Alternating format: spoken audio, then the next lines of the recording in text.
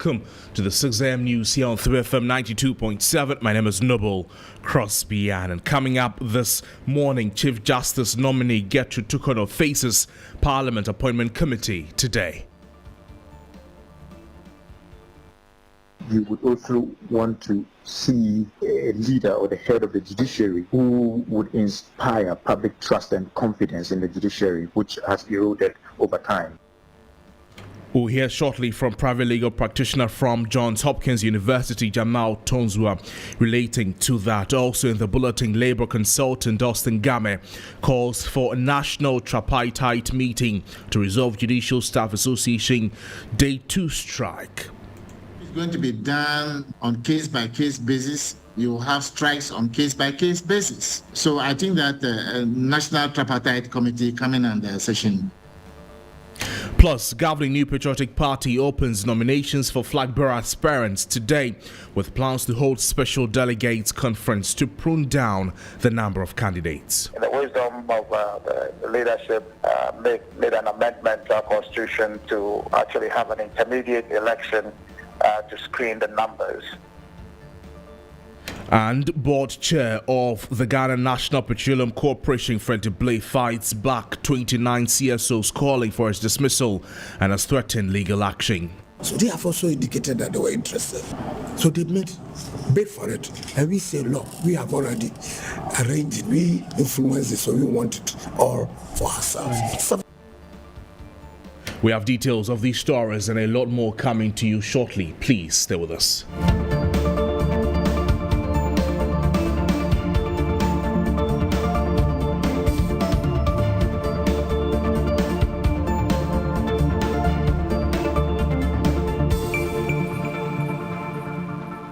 Welcome to the broadcast. Now, Chief Justice nominee Justice Gertrude Tukono is expected to face the Appointment Committee of Parliament today for vetting. She was nominated by President Akufo-Addo after Chief Justice Kwesi Enin-Yeboah retired on Wednesday.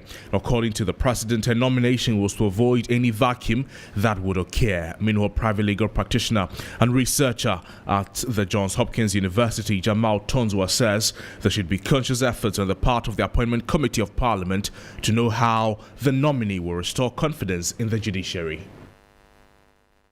This would be that you would want to find out what would she do about access to justice. I think there's a lot of work to be done in that regard. Secondly, you would also want to see, a leader or the head of the judiciary who would inspire public trust and confidence in the judiciary, which has eroded over time. The third thing is, will she be in this position to ensure that the judiciary will serve as an effective check on the exercise of the power of the executive? And that is very important. You heard the voice of a private legal practitioner and researcher at the Johns Hopkins University, Jamal Tonzua, speaking there.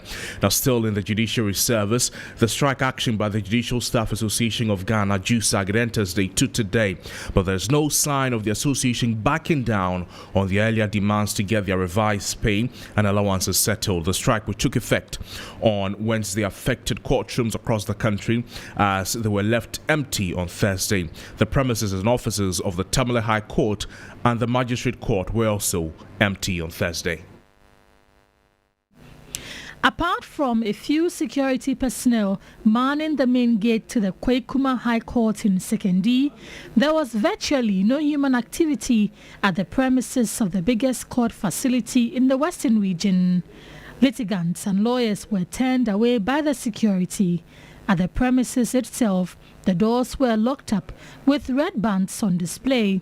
Former MP for Kwesimintim, Joseph Abaka, expressed disappointment over the situation.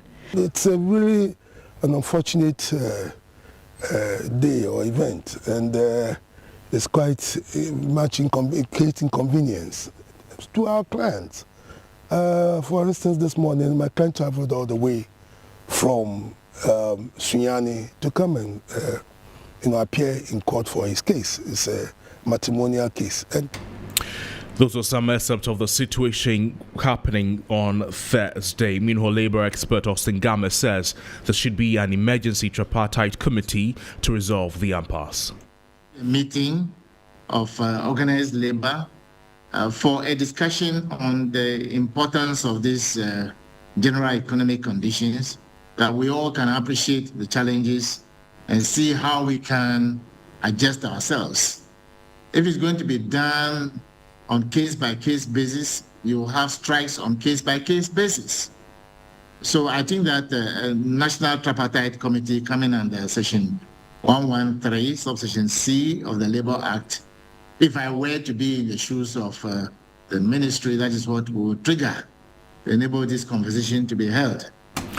Austin Gamma is a labor expert there. Now, the Judicial Service has appealed to the Judicial Staff Association of Ghana to call off its indefinite strike. In a press release, the Judicial Service said it was aware of the strike and had invited the executives of JUSAG to discuss the matter.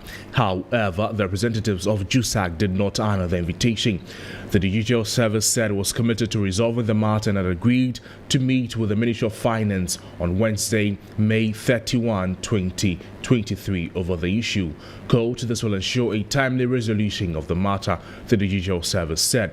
JUSAG declared the indefinite strike on May 24 in protest of government failure to implement a January 2023 agreement on salary and allowances. To some other stories, board chairman of the Ghana National Petroleum Corporation, Freddie Blaine, has described as deeply regrettable and unfortunate calls made by some 29 civil society organizations for his resignation. He said the CSOs could have verified their claims before coming out to misinform the public. Together with the chief executive of GNPC, Mr. Blaine was accused of engaging in a transaction to offload 50% of GNPC's existing stake in Deepwater Tunnel contract area, an action which constitutes divestment of the state beneficial interest. He addressed the media in the Lower Menya Krobo district in the eastern region. Was a 7% interest in JOHL, which government through GNPC had tried or had decided to acquire. Petro SA, which is a shareholder, for a long time has been a shareholder since 2012. Had indicated that they also were interested. And this 7% is a small 7% share that another quarter had left, which they have put in JOHL. So they have also indicated that they were interested. So they made bid for it. And we say, look, we have already arranged it. We influenced it, so we want it all for ourselves. You hear the voice of Freddie Blake, the board chairman of GNPC there. To other news, communications director of the governing New Patriotic Party, Richard Ahiagba, says going forward, the party has learned lessons from the 2007 presidential primaries, where 17 people contested the elections and ended up creating some chaos. The MPP opens nomination today for its upcoming presidential primaries from today, May 26 to June 2024. It is the party's first step to the 2024 general election. The party says there will be a special delegates conference if more than 5 people pick nomination forms to contest the flag bearer race. Here's Richard Ahiagba. Jostling for one position, you can imagine the volume of communication that would go on, each one seeking to establish their dominance or seeking to undo the other. That has the potential to create some kind of problems for the party. And so, in the wisdom of the leadership, made an amendment to our constitution to actually have an intermediate. That was the communications director of the NPP, Richard Ahiagba, speaking then. The party holds the National Congress to elect a flag bearer on November 4, 2023. To some education matters, and the National Council for Curriculum and Assessment has demanded the immediate recall of the textbook titled History of Ghana for Basic Schools, Learner's Book 4, published by Excellence Publications. NACA has clarified that the content of the published book does not accurately reflect the approved curriculum. Part of the circulating textbook falsely states that Christianity is responsible for poverty and that religion has incited physical conflict in Ghana and the world. The textbook also claims that religion makes people lackadaisical in their attitude towards finding practical ways to improve their undesirable living conditions. In response, NACA has written to Excellence Publications urging them to promptly withdraw all copies of the textbooks from the market. Now, the Deputy Education Minister, John Ntim-Forjo, has sternly condemned Excellence Publications for publishing a textbook that vilifies content on Christianity. In a tweet on Thursday, Mr. Forjo, who doubles as MP for Assin South, described the content of the textbook titled History of Ghana for Basic Schools as obnoxious and misconceived. Still on education, the Chief Executive Officer of the National Buffer Stock Company, Hanan Abdul Wahab Alubida, says there's no cause for alarm as far as the supply of food items to the various institutions under the Free Senior High School program are concerned. On Wednesday, the National Food Suppliers Association issued a 14-day ultimatum to the National Food Buffer Stock Company demanding payment of outstanding debts. Mr. Hanan spoke at an event in Pusiga in the Upper West region. We have been hearing before the implementation of free education that, school A have closed down because of lack of food. Meanwhile, the students are paying fees. Government has taken the initiative for good reason. So these are what we are doing. So, sometimes some of these reports are also blown out of proportion. But the reality is that, and the question I also want to ask is that, have there been a situation where ever since from September 2017 that we've started free education, whether there have been a single report of a school closing down because of lack of food? No. You heard the voice of Mr. Hanan speaking there, the Chief Executive Officer of the National Food Buffer Stock Company.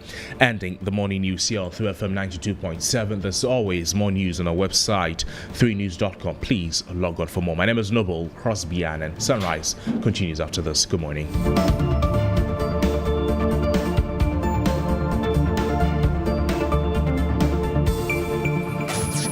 Accra gets busy on this